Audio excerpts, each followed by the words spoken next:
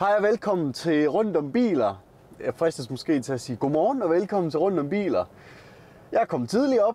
Klokken er 5:27, og jeg er altså op nu, fordi jeg skal en tur til København i dag, hvor jeg skal til møde hos min gode samarbejdspartner fra Greenbow. Og her skal vi forhåbentlig forhandle en ny aftale hjem, der sikrer, at jer derude kan se de her videoer fuldstændig gratis igen i 2024. Og der er altså 720 km frem og tilbage fra Skive til København. Men som om det ikke er træls nok i en MG4, så har jeg valgt at gøre min dag ekstra træls. Ved at køre 280 km ekstra, så jeg kunne lave den overskrift, du lige har klikket på, køre 1000 km på en dag i MG4 X-Power. Så det er en lang dag. Jeg kørte også 1000 km i en Fiat 500e. Jeg håber, det her kommer til at gå lidt bedre i dag. I Fiat'en der var det i forårsvejr godt nok, og i dag der er det altså bare decembervejr. Det blæser af pommeren til. Der regner, og det skulle bare fortsætte sådan hele dagen. Jeg tror, der er 3 graders varme lige nu, så det er koldt, og det er en prøvelse for den her MG4 X-Power. Jeg tror egentlig bare, vi skal have startet en timer, så vi kan se, hvor lang tid det her det kommer til at tage. Og så skal vi en tur til København, hvorefter vi så kører til Hjørring, hvorefter vi så kører tilbage til Skive. Det er jo fuldstændig vanvittigt, når man tænker over det. Kan I se timeren her? Den er i gang. Vi kører.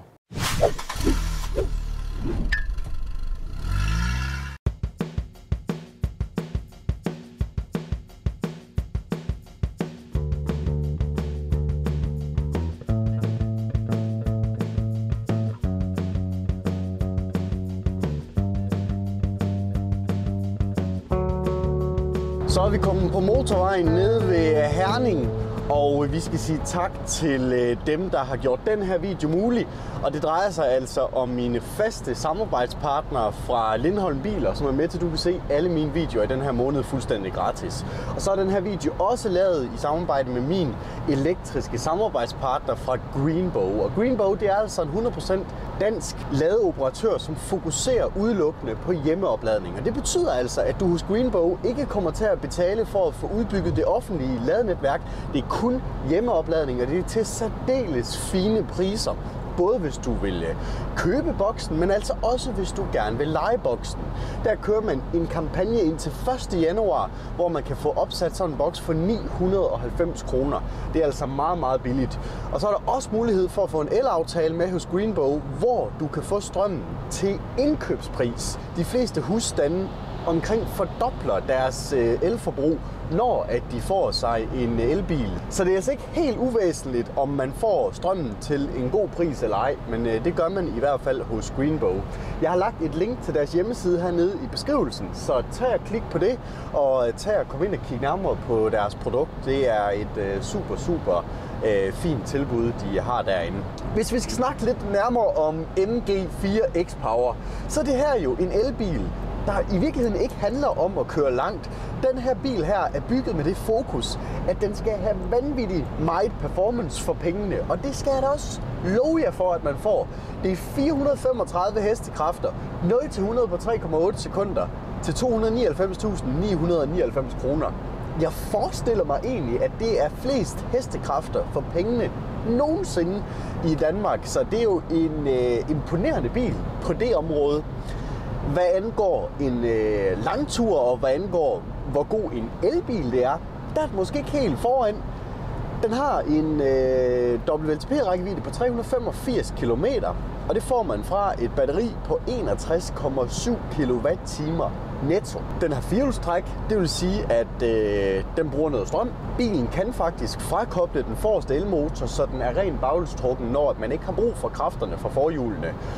Hvilket er en meget vigtig ting, for ellers stikker forbruget fuldstændig af i en bil som den her. Men ikke desto mindre, så er jeg altså noget spændt på at se, hvor langt jeg i virkeligheden kan komme til at køre på en opladning i det her vinter, regn, blæsevejr, der er. Det er jo skrækkeligt vejr i dag i virkeligheden. Heldigvis så kan bilen lade ret godt.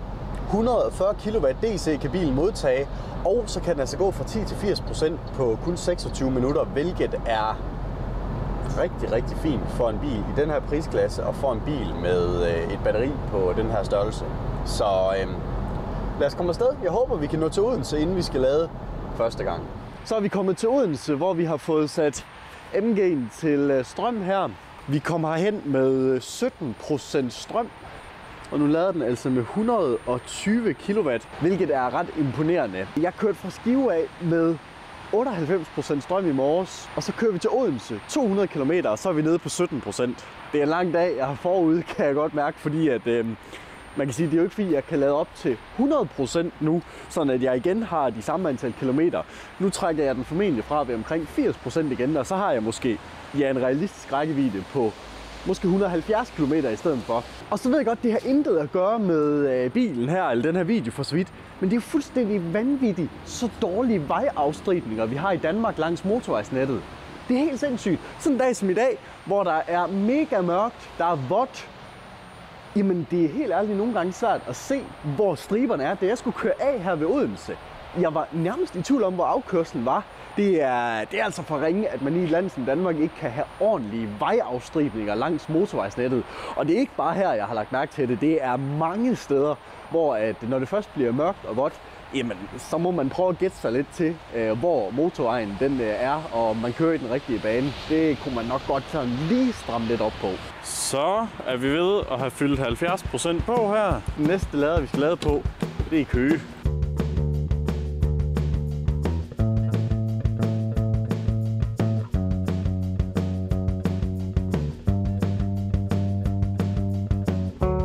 Det er blevet en lille bitte smule lyst, hvilket er meget rart, og vi er på vej op over Højbroen her på Storebælt.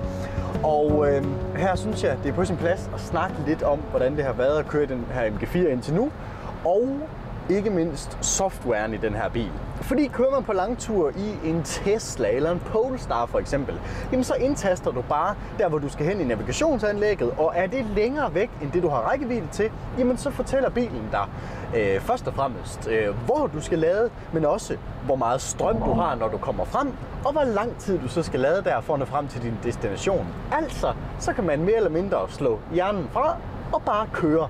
Det oplevede jeg selv for et par uger siden, hvor jeg kørte til København i en Polestar 2, som på helt perfekt vis fortalte mig, hvor jeg skulle lade, og den udregnede på procenten, hvad jeg vil ankomme med, selvom jeg skulle køre 300 km, før at jeg nåede frem til opladeren. Det var altså ret imponerende. Det samme har jeg også oplevet i Tesla'er. I en bil som en MG4, der har du 0 hjælp.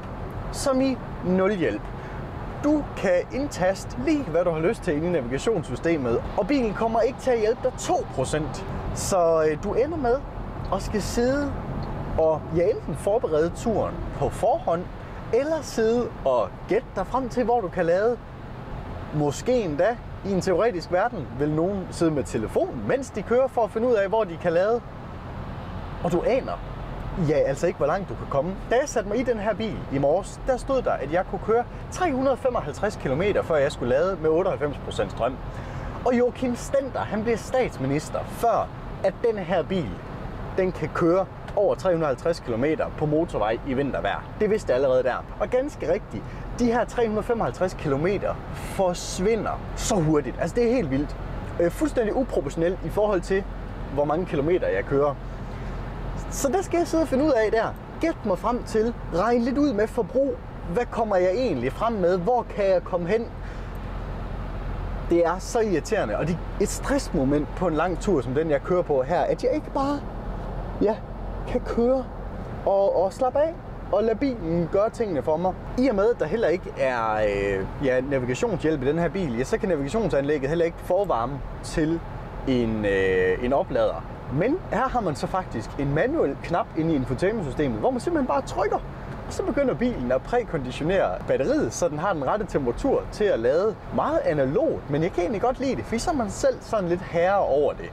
Selvfølgelig ville det have været bedre, hvis det var ligesom i en Polestar, hvor den bare selv finder ud af, hvor vi skal lade henne, og så begynder den selv at prækonditionere bilens batteri. Men jeg synes, det er meget sjovt og fedt, at MG har det i MG4'en, fordi det betyder bare, at selv en dag som i dag, hvor der er koldt vejr, ja, så kan du faktisk lade ganske pænt, når du kommer frem. Ja, nu kommer vi op til Storebælt her, hvilket også irriterer mig i øvrigt, at man skal betale, ja nu er det 270 kroner, næste år bliver det 275 kroner, man skal betale for at køre en gang over Storebælt, så 550 for at køre frem og tilbage. 100 kroner hver vej, så kan vi være med.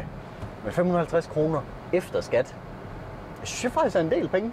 Jeg ved ikke, hvorfor det her det er blevet til sådan en tur igennem det danske vejforløb også. Lige så meget som det er blevet en tur i MG4. Men skal vi ikke sætte prisen ned på Storebælt, og så skal vi have nogle bedre vejstriber. Så er vi kommet til Køge og er klar til at lade igen. Jeg havde både mulighed og tid for lige at køre en lille omvej, så jeg har faktisk fået kørt 145 km siden sidste stop, og vi er nede på 9%, så nu kan vi lave en test af 10-80%. Lige med stikket her.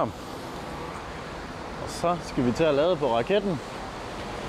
Se hvor lang tid det kommer til at tage. Så skulle vi gerne være oppe på 10% om et øjeblik, så vi kan starte tidtagningen. 10%, 1 minut og 12 sekunder. Lad os se hvor stærkt det her det kommer til at gå. Også lige ladehastigheden på så der 124, 125, 126. Der var lige kort over på 134,3, men det lader til, at den er sådan landet lidt her omkring på det her punkt. Jeg fik slet ikke lige opsummeret på min opladning, inden jeg kom videre ud fra Køge af. Men her var det interessant jo at snakke om, hvordan den gik fra 10 til 80% strøm. Og det klarede den altså på lige godt 27 minutter. Og for en bil, der er opgivet til at klare det på 26, så synes jeg altså, det er ganske fornuftigt taget i betragtning af, at det er vinter lige nu. Men jeg er ankommet til København nu. Og det betyder, at vi lige pauser tiden for en stund her. 5 timer og 17 minutter. Og vi har kørt 387 km. Pause. Så må I ønske mig held og lykke. Så er mit møde inde hos Greenbow færdig, og jeg kan allerede godt løfte sløret for, at det heldigvis er endt ud i en rigtig god aftale for 2024, som sikrer, at jeg kan blive ved med at producere de her videoer omkring elbiler på min kanal fortsat næste år. Så det er selvfølgelig et samarbejde, jeg glæder mig utrolig meget til. Og endnu en gang, jamen, tusind tak til Greenbow for at støtte op om min kanal. Nu skal vi tilbage til MG4 X Power, og det er nu turen den bliver hård, fordi det er nu jeg skal, kan man sige, køre noget jeg egentlig ikke burde skulle. Jeg har regnet ud, at jeg skal næsten hele vejen op til Hjørring for at have kørt de her 1000 km, når jeg er hjemme igen. Og det kan jeg godt afsløre, hvis man lige kigger på et Danmarkskort, ser hvor Skive er, ser hvor Hjørring er, så er det en lille bitte omvej at køre deroppe af. Men hvad man ikke gør for at levere en forhåbentlig god video til jer derude.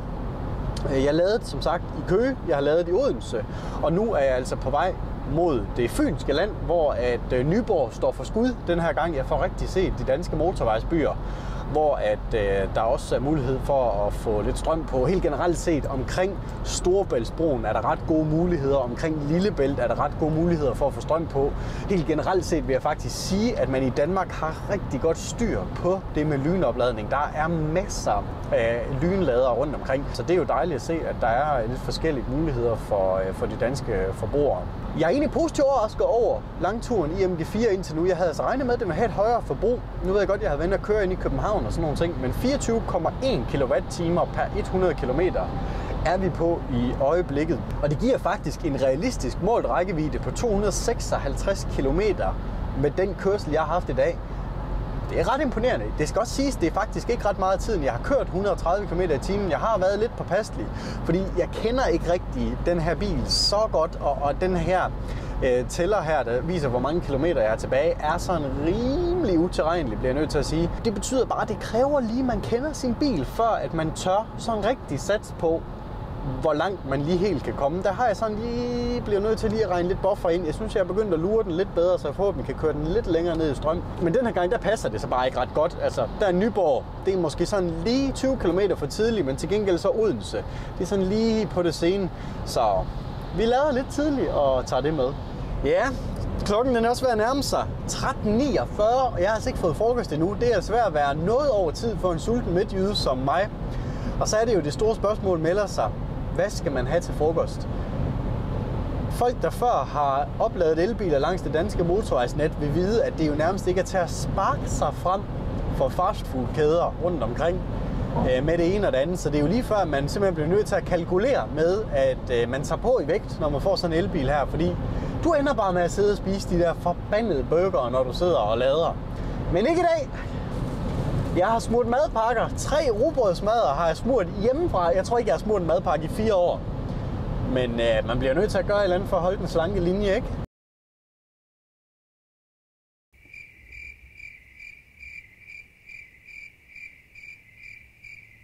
Dagens tredje ladestop. Nu vil jeg spise en forbudt frokost. Så er jeg altså igen lige nødt til at snakke om, hvor mange ladere der er rundt omkring. Uno X har ladere derovre, OK har ladere derovre, Clever har ladere der.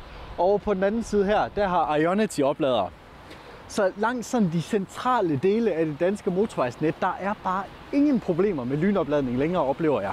Det er i hvert fald ikke sådan, at der er kø alle vejene. Man kan selvfølgelig have nogle præferencer, men som udgangspunkt så er det altså til at få noget strøm på sin elbil igen, når man kører på langfart. Nu tror jeg også, at MG'en den er ved at have fået strøm igen, og så vil jeg fortsætte og regner det stærkt med, at næste ladestop det er et eller andet sted i Jylland. Nå, jeg tog bilen fra allerede ved 70% den her gang. Normalvis så ville jeg lade op til 80, hvis jeg var på en lang tur, eller i hvert fald deromkring. Men jeg kan se, at der er faktisk kun 100 km ind til den næste lader, som jeg gerne vil lade på.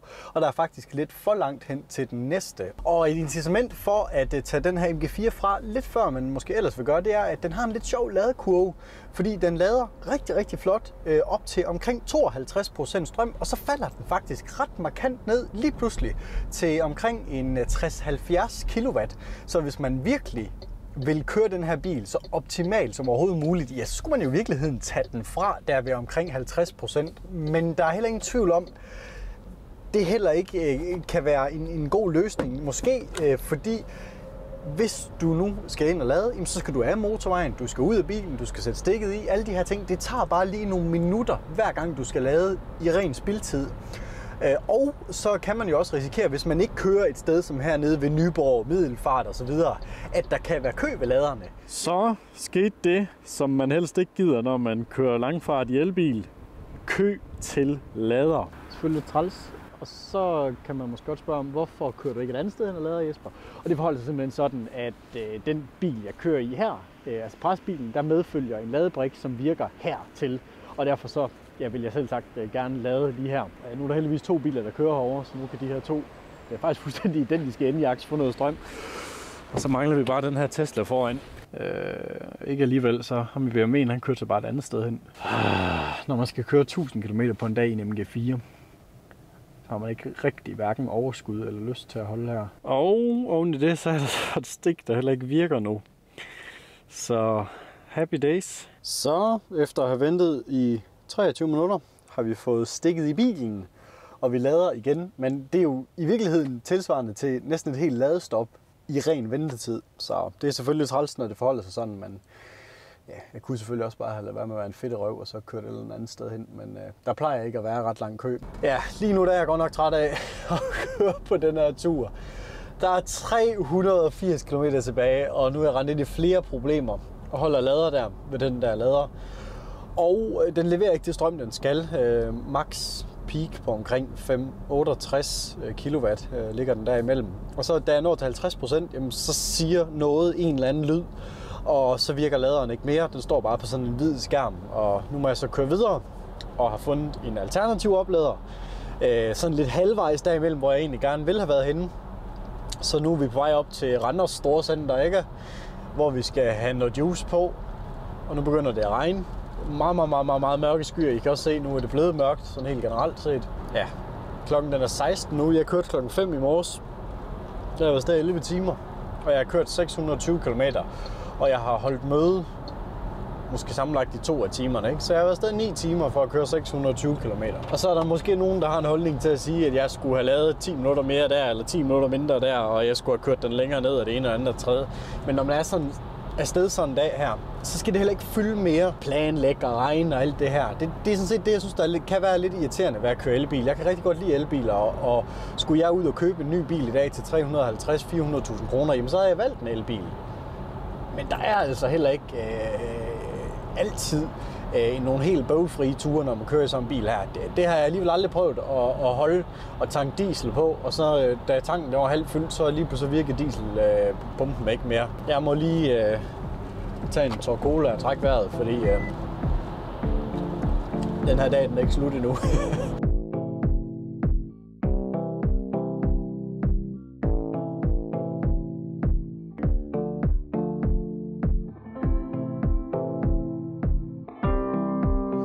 Vi nåede heldigvis lidt længere ind til Randers Storcenter, så nu står jeg her i Purhus nord for Randers. Det er ikke lige et sted, jeg kender. Og lader den her MG igen. Og det bliver så et quick stop fordi der faktisk kun er 75 km ind til det næste sted, vi skal lade. Fordi fra Aalborg af og så op til Hjørring og tilbage igen, der kommer jeg ikke til at møde nogen ladere. Så jeg bliver nødt til at lade der. I hvert fald ikke ladere af dem, jeg lader på her i dag og har lavet brik til. Så jeg bliver nødt til at lade der. Men det er MG'en jo egentlig også ret god til, det der med en quick-ladning, i og med at den lige hopper ned der ved 52% cirka. Så det er egentlig en god disciplin for den, det her med hurtigt få strøm på videre, hvis der altså ikke er kø. Og det lader det ikke til, at der er lige i øjeblikket.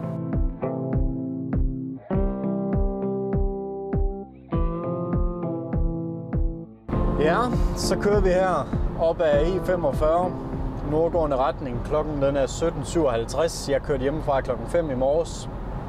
Det har bare været en lang dag det her. Altså, hold da kæft, mand.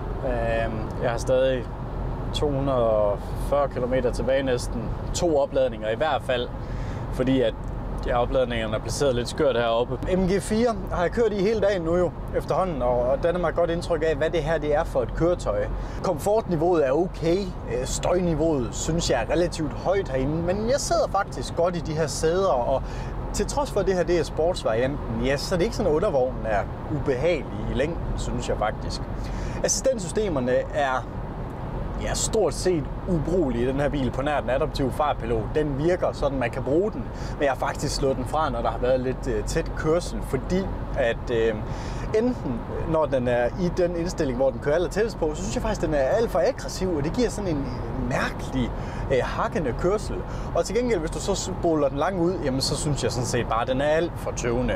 Og så har du jo vognbaneassistenten, styreassistenten, som er så ringe. Altså det er helt vildt så ringe den er. Det er nok, vil jeg tro, det ringeste, jeg nogensinde har prøvet i en bil overhovedet, det du finder her i den her MG4. Og jeg synes på en eller anden måde, der burde være sådan et minimum kriterium for, hvordan de her systemer virker, før at bilfabrikanterne må sætte dem i bilerne. Fordi i en eller anden grad, jamen, så giver det jo en form for selvkørhed. Altså jeg kan jo fjerne mine hænder fra rattet og sidde sådan her i en vis periode, indtil bilen den bipper. Men der kan sagtens mig også nå at ske ting og sager i den periode, hvor jeg ikke har hænderne på rattet.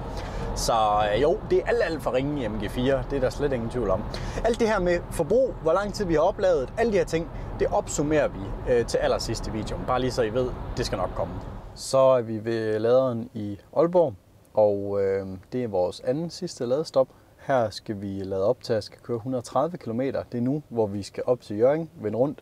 Og så skal vi ned til Haverslev, hvor vi møder den sidste opladning, inden vi er hjemme i Skive igen. Og det glæder jeg mig til. Så er vi ved at vende rundt i Hjørring. Klar til at køre sydover, klar til at køre til Skive igen. Hold da op, det føles dejligt at køre i den rigtige retning hjem lige nu, må jeg nok sige.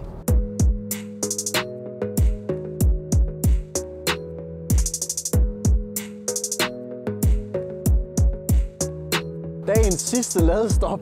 Det er glædeligt, at det her det snart er over, synes jeg godt nok. Det har været en lang dag. Jeg kørte som sagt klokken 5 i morges, og hvad er klokken, der er blevet nu? Den er 8 om aftenen, ikke? Så er vi endelig tilbage i 78.00 Skive, verdens navle, og vi har netop ramt de 1000 kilometer. Så er vi kommet til den tid, hvor jeg skal tage at bakke op i indkørslen. Det er godt nok længe siden jeg sidst var her. Jeg skal ikke lige bakke i postkassen, det vil godt nok være en skidt afslutning på en lang dag. Parkeret i indkørslen, færdig. Der står 1003 km på triptælleren. Så er det blevet dagen derpå, og det er tid til at opsummere, hvad jeg oplevede i går. Først og fremmest så vil jeg sige, at hvis man kører en tur, der minder om den, jeg kørte i går, bare omkring 6 gange om året, ja, så vil jeg altså fraråde at købe en elbil med en rækkevidde som MG4. Altså lige de her knap 400 km, fordi det er simpelthen for bøvlet, bliver jeg nødt til at sige. Jeg havde altså hele 7 ladestop i går, fordelt ud over 1000 km. Og man kunne måske godt argumentere for, at måske endda 2 af de her ladestop kunne have været sorteret fra, hvis at jeg havde opladet længere de steder, hvor jeg valgte at lade. Men det er altid det der med planlægningen, hvor langt er der hen til den næste oplader. Og så må vi også tage i mente, at MG4's ladekurve er sådan, at den ikke lader alt for godt over de 50%. Og så blev det også voldsomt tydeligt for mig i går, hvor vigtigt det er med god software på sådan en lang tur. Her i MG4, der var jeg fuldstændig alene, og det bliver bare stressende i længden. Særligt på en dag som i går, som reelt set er en arbejdsdag for mig. Jeg skal over og til et møde, hvor jeg skal være klar i hovedet, og måske man kunne sidde og forberede noget lidt i bilen osv. Men når man konstant skal sidde og fokusere på det her med, hvor skal jeg lade henne, ja, så får man ikke gjort de her ting. Og det vil ikke være et problem, man havde, hvis man for eksempel kørte i en Polestar, eller en Tesla, eller en Volkswagen-bil med deres nyeste software. Så det er virkelig vigtigt på en lang tur. I forhold til forbrug, så havde jeg et forbrug på 24,5 kWh per 100 km. Det giver mig en realistisk rækkevidde på 251 km ved 100%, eller ca. 200 km ved 80%. Synes jeg faktisk er pænt i forhold til vejrforholdene i går. Jeg kørte på motorvej, og taget betragtning af MG4's WLTP-rækkevidde. Så her synes jeg egentlig, det er helt ok. Dens opladning var jeg også imponeret over. Jeg brugte 2 timer og kvarter på at lade i alt på de her 1000 km, og det er så uden at medregne de godt 20 minutter, hvor jeg holdt i kø i Vejle, som man i teorien ville skulle regne med, fordi at det jo var en del af opladningen, at jeg simpelthen skulle vente på at få et ladestik. Og jeg havde altså i alt en tur på 13 timer og 13 minutter i går, hvor jeg trykkede pause de par timer, hvor jeg var til møde. Og det er altså ret voldsomt lang tid for at køre 1000 km. Det giver en gennemsnitlig hastighed på 76 km i timen. Så er der altså bare langt op til de 1000 km. Så det er altså bare et godt stykke tid ekstra, man skal tillægge sin tur, hvis man kører på langfart i en bil med en rækkevidde, som MG4 X-Power har det. Og det er endda for en bil, der lader godt. Hvis man så forestiller sig, at man kører turen i en BYD Dolphin, som går fra 10 til 80% på 41 minutter, ja, så kunne jeg kun forestille mig, at den her tur vil tage endnu længere tid, til trods for, at BYD Dolphin kan køre en anelse længere. Så der er ingen tvivl om, at det her med opladningshastigheden har vanvittigt meget at sige, når det kommer til at køre på langfart. Har du lyst til at se en fuld test med MG4, så vil jeg anbefale dig at abonnere her på kanalen, fordi på næste onsdag, der udkommer min helt almindelige rundt om biler test, nemlig med den her bil. Der er altså også nogle interessante pointer her, som vi går i dybden med, så det er helt klart værd at kigge nærmere på den video. Og ellers så håber jeg bare, at du har kunne lide den her. Hvis du har det, så håber jeg, at du vil give den et like, og så igen, håber jeg, at du vil abonnere her på kanalen. Så er der egentlig bare at sige tak for i dag.